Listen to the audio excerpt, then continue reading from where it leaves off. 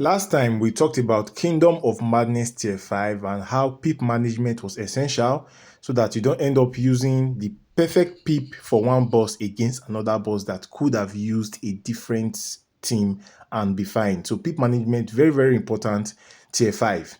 This is Tier 4, and if you thought that Tier 4 was going to be any easier, then you don't know what is going on. You will be in massive trouble because Tier 4 also requires some very strong pip management. Starting off, I took on the Master Ape himself, boss Gorilla Grodd, and this boss is dot resistant, which means like your beta club, not that dot won't work, dot works, but you're going to be getting reduced damage, so you are going to need like a lot of extra attack. Honestly, these bosses that have dot resistance, I tend not to use dot based characters against them. I know there are some dot based characters that will still do a lot of damage. For example, you can say something like the League of Anarchy team will probably still do a lot of damage because they already do massive damage. So some dot resistance will be an issue. And remember, the League of Anarchy team also reduces the opponent's dot resistance. So if dot resistance were the only problem that we had against the Master Ape himself, then I would have said, okay, League of Anarchy will be a good team to use in this fight. But unfortunately, there's more to this boss. You will notice that there is a huge padlock on my team members, and that obviously means that this is a random tagging match. Yep. Random tagging match that used to be held for a lot of injustice to mobile players, but right now we have a lot of solutions, we have a lot of strategies to take on random tagging, depending of course on the other passives, because there are different forms of random tagging. There's random tagging where the boss is doing a lot of damage because it's on tier 4 or tier 5, and there's random tagging when the boss is very weak, like on tier 1 or tier 2, maybe even tier 3. So all of those things comes to play on what team do you eventually use when you are playing random tagging. So let's look at the characteristics of this boss. First of all, this boss is able to do, he has high dodge resistance. So which means, well, Metal Team covers that because Metal Team gives you guaranteed crit with Robin King. Then number 2, the boss does a lot of damage.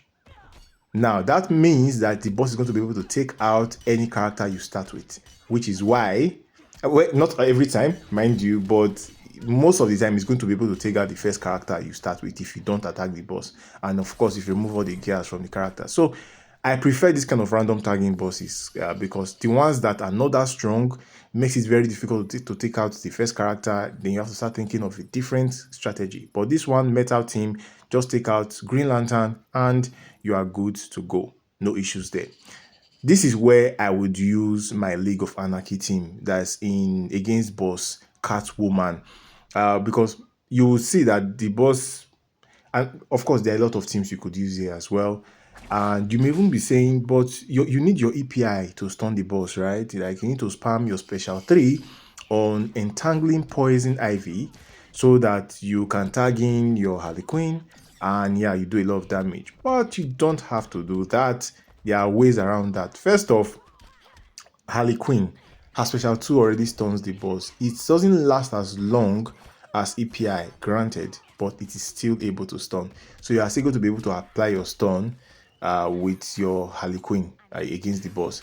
And for those of you that may not know this, especially those of you that are still very new in the game, there was a time that League of Anarchy team was Harley Quinn, EPI, and Batman, especially Arkham Knight Batman. So yeah, there was a time that was the combo, and of course Arkham Knight Batman does stun on the special 2. His special 2 stun lasts much longer than Heartbreaker Harley Quinn. So there's the option of using that, but in 2025 I wouldn't recommend that, honestly. I don't think like that gameplay, I guess it could work, but yeah, it's an option, but not a very good one. I still think you can use your standard 2025 edition League of Anarchy team, where you use your Girl of Steel Super Girl to stack 400% damage, then you spam Zatanna's Puppet with EPI. One thing you should know that it is not just the special 3 of EPI that applies extra negative effects. The special 2 of EPI also does the same. It disables the opponent's movement, it applies a dot on the opponent, it reduces the opponent's power, what's it called? Power generation. Yes, it reduces the opponent. So that's 3 negative effects from just special 2 alone. So the special 2 actually, if you look at it in terms of the buffs, it's a better option for you. Yeah, just be careful when using the special 2, because if you do that special 2, I would recommend do that special 2 when you are about to trigger special lock on the opponent. You know, the second passive of your Zatanna's puppet is called special lock.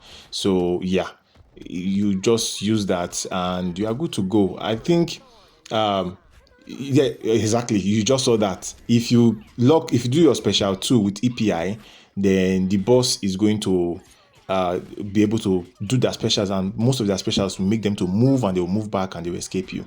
Another thing is that this boss is crit immune. You can see that the only way I'm doing damage is when I use my DMC. So don't forget to use your dark metal cards, which I don't think you would forget because that's standard for Heartbreaker Harley Quinn. So yeah, that's why I think this League of Anarchy team against the boss that locks special 3 and is crit immune is going. The League of Anarchy team is perfect for this boss.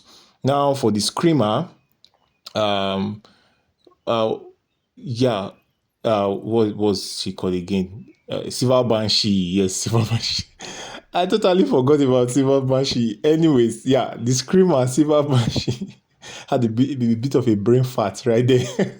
So for Silver Banshee, she is going to be able to change her class, but that is not the only thing. She does extra damage against stunned opponents. But you will not be like, wait. Silver Banshee, she doesn't have any stun passive. So what's the point of giving her a modifier that makes her to do more damage against stunned opponents? Well, she has an extra modifier that on tagging, she's able to stun your character. And if she stuns your character, you're going to get a whole lot of pain. Like, it is gonna hurt. It is gonna hurt.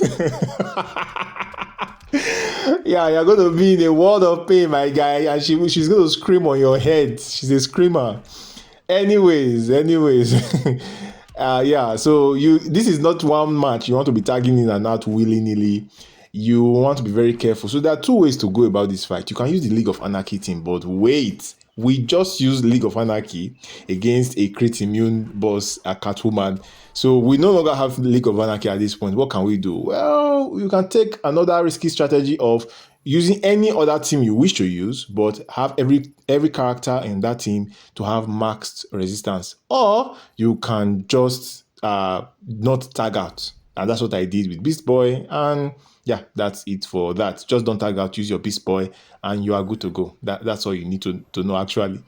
Now, for Boss Bane. Boss Bane is not that special. The only thing that it does is that it delays tag out. Like, that's the major thing from Boss Bane, is that it's going to delay your tag out. So which means if you tag in a character, basically you don't, against Boss Bane, you don't want to use a team that relies on tagging in and out regularly. For example, if you were going to use King of Atlantis, Aquaman, and Raven, for example, that match you need to be tagging in and out regularly. In fact, most Raven teams you need to be tagging in and out regularly because you want to apply your negative effect with Raven and you want to tag out and bring in your damage dealer.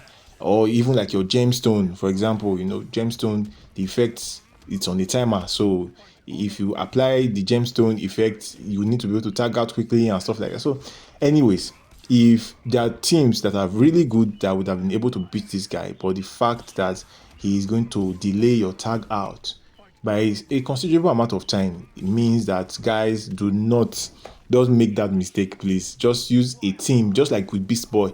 Beast Boy doesn't need tagging in and tagging out. Even Scorpion doesn't need tagging in and tagging out. So Scorpion, Beast Boy, they are great for this boss. And yeah, if you just follow that simple strategy, you are going to take down Boss Bane, no issues. Now, for the Oga Kpata of them all, the big boss himself, Don Madness. Yeah, this is the king of madness. It's not even Robin King. Robin King thinks he's mad, but this guy is legit. Like, he's the 001 of madness. And what does he do?